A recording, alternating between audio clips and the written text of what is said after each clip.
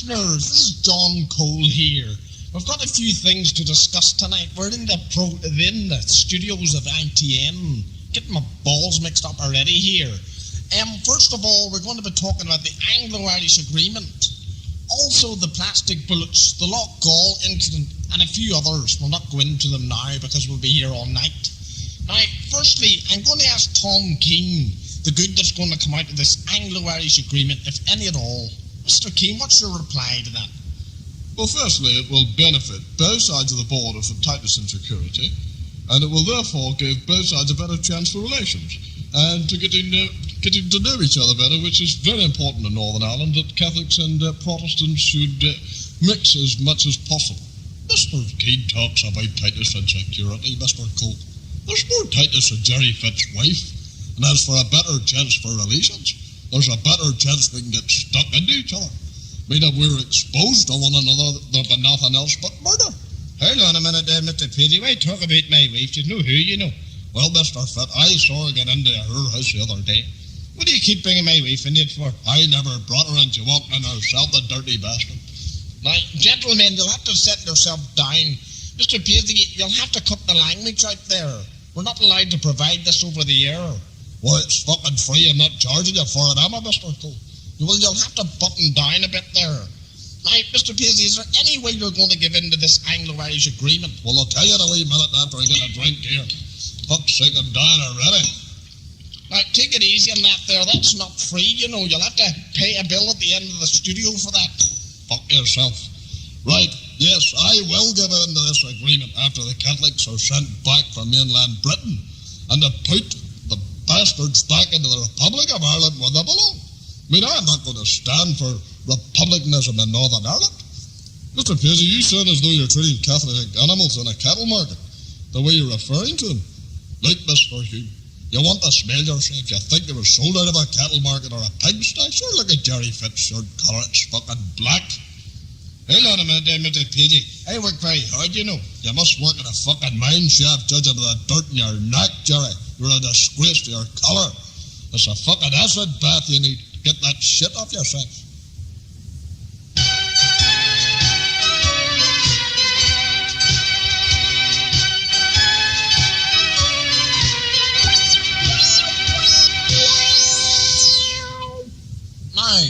We want to move from the Anglo-Irish Agreement to the Loughgall Incident there. Only a matter of a couple of weeks ago. Mr. Keane, we want to refer this question to you. The RUC and the SAS had a major success in wiping out an IRA hit squad. What is your feelings on this? Fuck, they didn't hit much that night, Mr. Cole. Well, I feel that the security forces in Northern Ireland are quite capable of handling these men of violence. It has certainly boosted the confidence within the security forces, and we hopefully will keep the IRA in their places if we have to. I hope they'll learn a lesson from this incident in Loughgall. Well, there's one thing I know, Mr. King. There was more followers in Loughgall than there was in a Grand National. Now, Mr. Paisley, we want to try and keep this conversation going here. We don't want you to be interrupting. Well, Mr. Cole, there was nothing wrong with an interruption there. I mean, I'm just stating a fact that there was more followers than there was in the Grand National. I mean, that's only a fact, and there's no running away from it. Well, now, I want to go to Mr. Hume. What's your feelings on this gun battle, Mr. Hume? Well, first and foremost, I wouldn't say the IRA are defeated, but it will be a setback for them. But I'm near sure they'll be back with a banger. I hope you're not trying to be funny, Mr. Hume.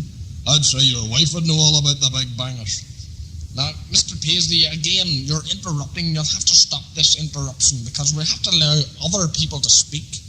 Now, Jerry Fitt, I'd like your comment on this. First of all, I didn't know about John Hume's wife getting out the fireworks. But getting back to your question there, as what Mr. Hume said, the IRA will have something up their sleeves as a revenge attack. They'll certainly not let the RUC get away with that, or the SAS. Right, finally, I want your view on this, Mr. Paisley. I'd like you to sum it up. Well, I can't hold back the delight of these IRA murderers being slaughtered. There's not enough of it. I'd like to see more of it. I'd like to see more of them go the same way. Instead of 8 going, I would like to see about 80 going.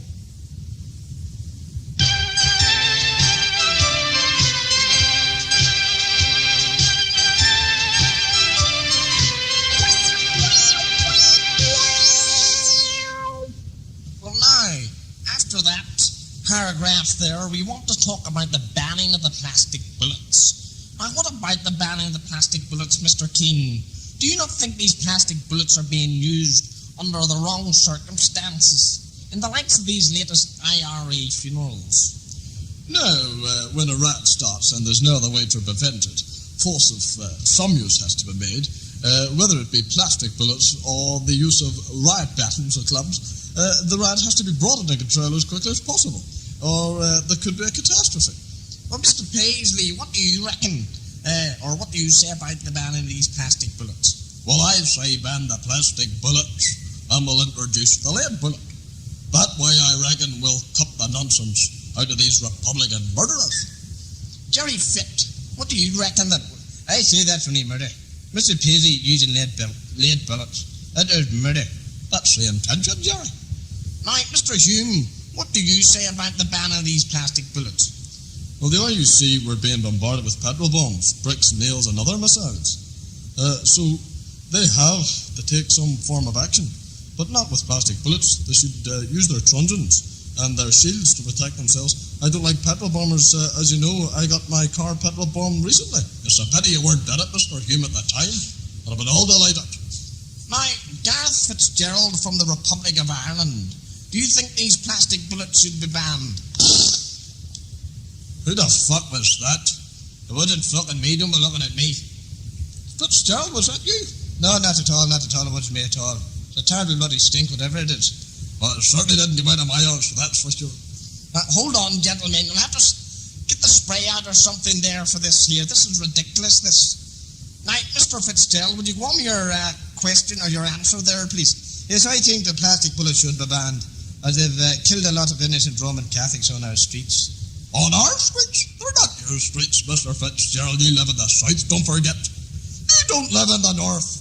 And you'd better watch what you say or you'll be swimming back to the Republic. Miss Page, I don't like your attitude towards me, you know. I'm not as scared of you like the others are. I'll slap a fucking face for you any more of that. You dare say that to me.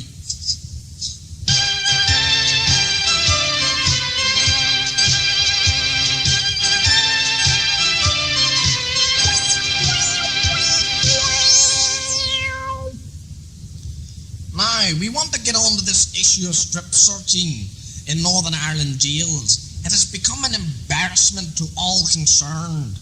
Now, Mr. Fitt, what can be done to prevent this strip searching in the jails in Northern Ireland?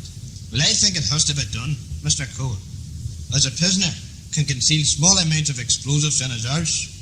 So, it would be a danger to let strip search in Northern Ireland jails be stopped. It could cause a catastrophe very easy if guns, bullets, and whatever else can get smuggled into jails. Well, it's a danger to carry any explosives in any way, Mr. Fitt, as you know.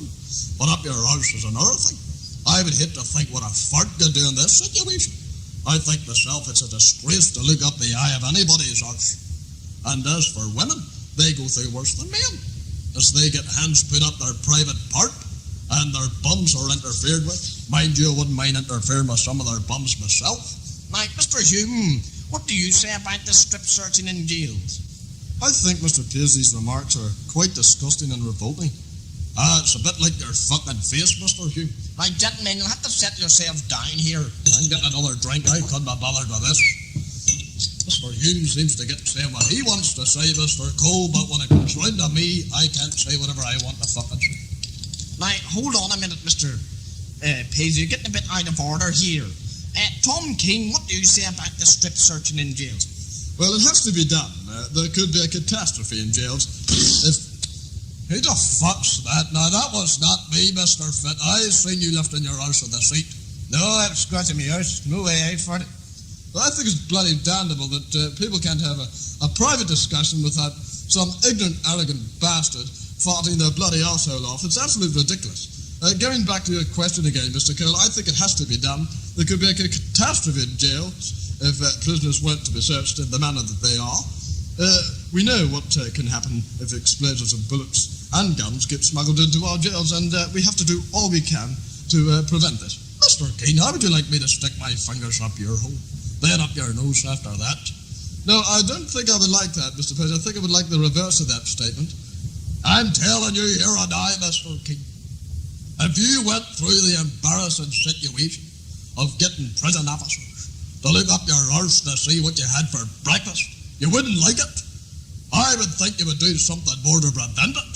It's a disgrace, and it's a disgrace for you to let it go on, you Nicholas Scott, and that other Comanche fucking Thatcher. Now, Mr. Fitt, what do you say? Are you in support of the strip system? Yes, I do support the strip system very much. Well, I wouldn't fancy looking up your arse anyway, Jerry. You never know what you might catch. Well, I wouldn't fancy looking up your big fucking arse either. You get the shock of your fucking life, you seen what you fucking had for breakfast. I'll slap your fucking face for you fucking ignorant bastard. Now, gentlemen, you'll have to set yourselves down here. I'll bet him with this bottle, Mr. Cole. He better get out of my sight. I'll bet him with a bottle a minute. Now, settle yourselves down. I'll have to get the both of you removed. Now, we want to go on to another topic here. Preventing riots on our streets. Now, what can we do to prevent a riot on our streets? Mr. Fitt, can you think of something? Well, I live in London now, so I don't get any hassle. I would like to go back to Northern Ireland again and live, but I don't want to start dodging bullets again. Sure, you dodged the fucking tax man, you dodged the social security officers. What's we been dodging all right? Now, Mr. Hume, what do you think we can do to prevent the rioting on our streets? Well, I'm sick of being a target for loyalists. First it was my car, then my house was nearly destroyed, only for security screens put up by the army. My house would have been a total wreck. See, your house is a fucking wreck. It is a wreck with dirt, vermin, scum. I would say it was your own flat that done it, and I would say that you provoked it. I mean, that attack in your car and your house wasn't done for nothing, and the loyalists can't be blamed for it because you're an instigator to violence to both the loyalists and the Republicans. If it had been loyalists, Mr. Hugh, we'd have done it right. We'd have made sure you were in your house or in your motor. Well, Mr. Paisley, I think you're an instigator to violence yourself on our streets. If your attitude were to change, then we might come to some sort of an agreement. Look, there's nothing to agree on. We're going to fight tooth and bone until we get what we want, Mr. Hugh. Not what you want to get us. The violence is not going to stop until that traitor Thatcher and Thomas Keane get this Anglo-Irish Agreement scrapped, and they be quick about it. Now, Mr. Keane, just as what Mr. Paisley said there, what do you reckon would happen if you did decide to scrap the Anglo-Irish Agreement? Do you think there would be peace and stability on our streets in Northern Ireland? Well, there's no chance of this agreement. For fuck's sake. I mean, this is bloody ridiculous. We can't conduct a proper interview. This is absolutely, that wasn't me, Mr. Keane. Don't look at me or I'll wrap them spikes around your fucking back of your head. Don't you dare look at me in that manner. So, Mr. Paisley, it seems that every time that I seem to be trying to answer a question here asked by Mr. Cole, that some bastard lets that bloody arsehole fly. Well, it's not me. Don't look at me, Mr. Keane. I'm telling you now. If I have to go over there, I'll stick my boot right into your middle wicket. You're not going to do that. You're not going to use violence on me, Mr. Paisley. I'm not a bit afraid of you. Now, gentlemen, you have to settle down. Mr. Paisley, why don't you go to the toilet or something, or exercise your backside? Stop me. What are you looking at me for fuck's sake? I'm getting accused here, left, right, and centre. Now, Mr. Keane, I want your reply there. Well, before I was so bloody rudely interrupted there, well, there's no chance of this agreement being scrapped, and if it were, there would be an uproar of more violence, plus the fact there would be nothing left for the Republicans or Loyalists to hang on to. This agreement is to give both sides a chance to come together and not to fight with one another. I mean, we don't want to have Republicans and Loyalists fighting with each other. We want them to have peace and stability. What do you mean, bring us together, Mr. Keane? You don't seem to understand. We don't want to be put in the same cupboard as those murdering bastards up the falls, and we want rid of them. Get rid of them down to the Republic of Ireland where they belong, because if you don't, Mr. Keane, we will, and by force if necessary. Mr. Fitt, what do you say about Mr. Paisley's statement there? Well, Mr. Paisley's statement is one of violence and threats. I think it's ridiculous. Mr. Fitt, I'd be very careful what I was saying if I were you, because I'm not no meat. You might end up eating fucking hospital food. You better watch it.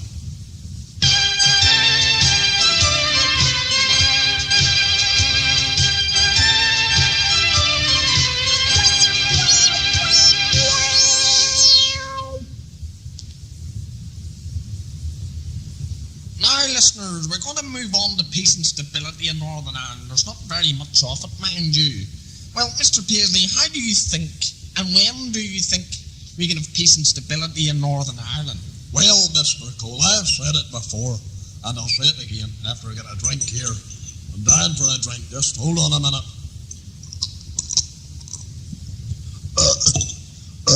Oh, yes, that's delicious. You're a bit ignorant, Mr. Paisley. Yes, well, I was brought up like that, Mr. Cole. Now, getting back to your question, I've said it before and I'm going to say it again. And I want to make this abundantly clear to Margaret Thatcher and the Secretary of State that for every Protestant or member of the RUC or any of the security forces that are murdered by the IRA or the INLA, we should open up the cells of the Crumlin Road jail or the McGilligan jail, take out 10 Roman Catholics, line them up against the wall and have them shot dead. Aye, but what happens, Mr. Paisley, when there's no more Catholics left in the cells? What are you going to do then? Well, we'll just go up the Falls Road and we'll fill the fucking things up again. It's very easily done, you know. Well, now, gentlemen, we'll move swiftly on to the paramilitary views. I want all your political views on paramilitary groups. Now, first of all, I would like to ask you, Mr. Paisley, what about you? Sorry, Mr. Cole, but I'm not that way inclined. I don't want AIDS. No, I'm not referring to that. I mean about the organizations. Oh, well, I support... sorry about that. I support all Protestant organizations. And you... Jesus Christ, sorry about that. The UVF, the Ulster Defence Association, the Protestant Acts. Jerry, you better stop that. Mr. Paisley, I swear to God, it's that, to be honest. I swear to God. You're a fucking liar. Your face is going purple, for fuck's sake, trying to hold it in. And as I was continually saying, the Ulster Freedom Fighters and any other Protestant groups in Northern Ireland, because they have all supported my cause in Ulster. Jerry, I'll slap your fucking face if you do that again. They supported my cause in Ulster and will continue to do so. When I asked for their support, and not only that, if a civil war were to break out tomorrow, these organizations would be in the front line fighting for their country. Is there any truth, Mr. Paisley, about you being behind the assassination attempt of Mr. Gerry Adams? Well, let me tell you this, Mr. Cole. If I'd have been behind it, he wouldn't have been breathing today. He would have been dead, and I'd have been sure of it. Now, we've had information that you, Mr. Paisley, collect funds for paramilitary groups. I mean, you've even got to skip outside your church on a Sunday afternoon. Yes, I do donate some sort of fund to some groups, to which I'm not going to mention to you, Mr. Cole. And the skips are there because of my congregation don't put into it. They'll go fucking into it. It's as simple as that. Now, Mr. Fitt, do you support any paramilitary groups? Well, I've got a waste of 2 crust grabbers to support in it. I think that's enough. I don't know about that, Jerry, if they're your kids or mine. Will they look like me? Well, fuck, they must have a squint in their eye or something.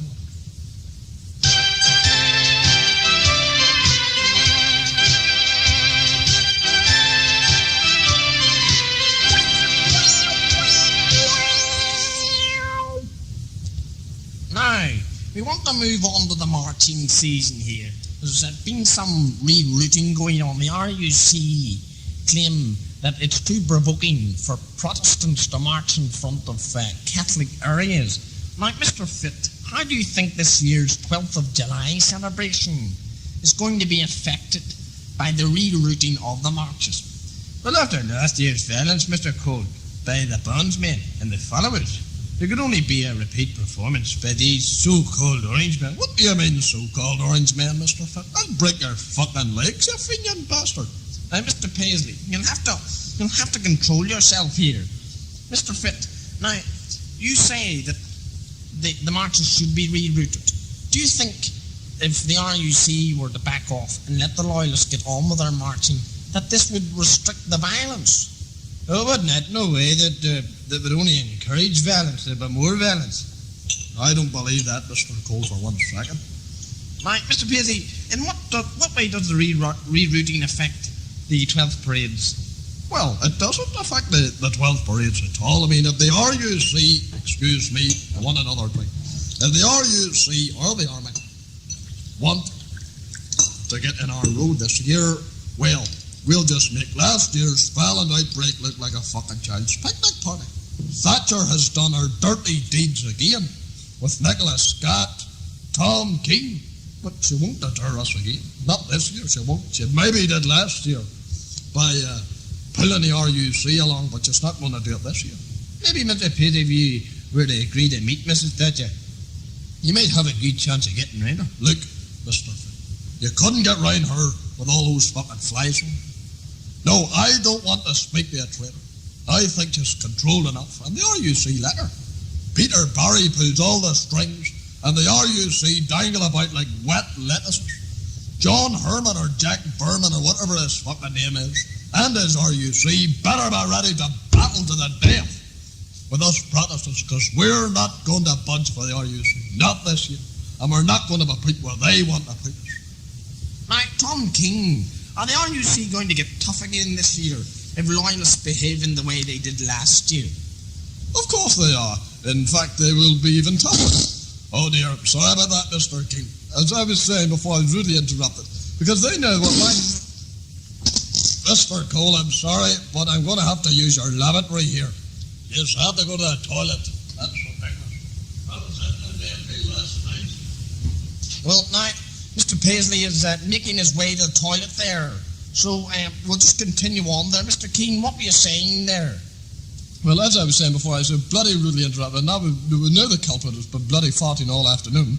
Of course they're going to be tougher. In fact, they will be very tough, because they know what might happen. Hopefully it won't.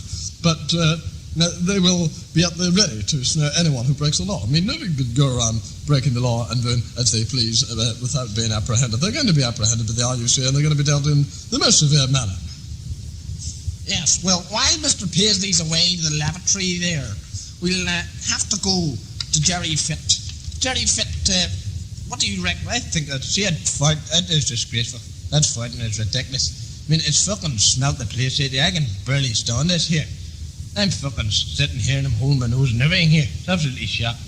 Well, we're not worried about Mr. Paisley blowing air between his arse, Mr. Fitt. What is your reaction again on these marches? Well, I reckon the 12th parade should be banned altogether. They shouldn't allow these 12th parades to go on if it's going to create so much violence.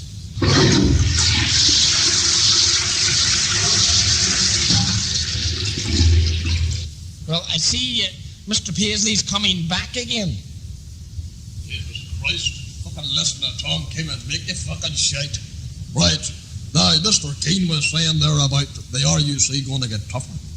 I would say to Mr. Keane, if loyalists, martyrs and bandsmen got their normal route, and normal as long as the last 3 centuries, then there would be no violence. But you, Mr. Keane, just want to keep the Tigs happy, and that's all you want. I mean, you're happy enough that the Tigs are happy, and you're not worried about the Protestants' reaction. Look, Mr. Paisley, I'm not a one-sided man anymore. I'm a reform man. A reform man? You're a fucking reform man if you ask me, Mr. Keane.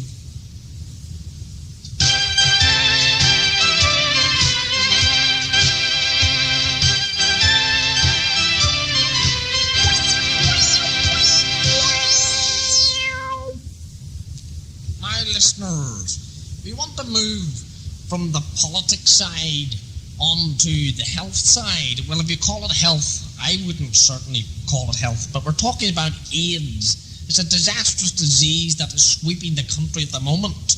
Now, I want to interview Mr. Fitt on this. Now, Mr. Fitt, how do we catch this disease, AIDS? Fuck, I don't know and I don't want to fucking know either. Whoever's got it can keep it to themselves. Well, that's all right. Now, John Hume, what do you say about that? Well, I heard you can get it off the toilet seats. Your bollocks, for fuck's sake. Don't talk a lot of bollocks. Well, you get those in toilet seats too, I believe. Look, Mr. Hume, be fucking sensible about this here. This was a disastrous disease. And you never know when it can strike you yourself. It'll hardly strike me, Mr. Paisley. I keep myself to myself, if you know what I mean. Well, I heard all about it. Now, Mr. Paisley, now that the disease has made its appearance all round Britain and a greater part of the world as well, do you use a condom now that the risks of infection are higher? No, my wife, Eileen, doesn't like the smell of burning rubber. And not only that, the wife used to use the cream out of them. For to make the tea, and oddly enough, the taste is not the same. I wouldn't drink it anymore. It's rotten. Jerry Fit, do you use a condom? A condom? Is that a fancy name for a cigar? What? Is that cigars? No, you bin lid. It's a form of contraception, or a sheath, which is placed over your middle wicket. Middle wicket? What the fuck are you talking about here, Mr. Cole? I don't fucking play cricket, are you daft? I think Mr. Fitt's not psyched in here. He's up the left again, or up the falls. John Hume, do you use a condom? No, it's against our religion to use any form of contraception, so I just go bareback. Oh, I see about that. Now, Mr. Paisley, what about you? Well, Mr. Hume talks about going bareback. I mean, the times have changed. Mr. Hume, because I can remember the time your wife was playing about with a rolling pin, and you never got a look in. Mr. Paisley, leave Mr. Hume alone. How do you think we can stop this disease spreading? Well, I say this here, Mr. Cole, and I mean it sincerely. To keep Margaret Thatcher and her other cronies locked up for a start. And I also say, remove the firing pins from these fruit merchants, and let us all keep our naughty bits cleaner too. Did you hear that, Jerry? Well, there's nothing naughty about me, Mr. Paisley, or my naughty bit. There's nothing dirtier about me either. Well, your face leaves a lot to be desired. It's as well you don't get fucking AIDS through ugliness with Jerry Fit but ringed with it. Hold on a minute, what do you fucking keep getting at me for? I'll go there and I'll stick my boot into you and I'll start to you. I don't want... Hold on a minute. I'll stick a fucking head into you. I dare you interrupt me when I'm speaking. Right, gentlemen, settle yourselves down. Mr. Paisley, sit down your seat. Sit down, I'll break that seat over his fucking skull. Sit down. Now, Mr. Fit, what are you going to do to prevent this disease spreading? I don't know. I got a fucking tab of slap the jaw there. Very sure. But first of all, I'm going to keep my hole shut for a start. And I'm also going to put a hardback boot in my underpants to prevent attack from my back. Fuck the scraping the barrel jumping on your arse, Jerry. Now, Mr. Fit, could you tell me what AIDS stands for? Well, from the people that's fucking killing it stands for no nonsense. Well, I don't know about that. Mr. Paisley, what would you do if you contracted this disease, AIDS? Well, if I contracted the disease, I would give it to as many Catholics as I could. I would save the boys from using the bullets, if you know what I mean.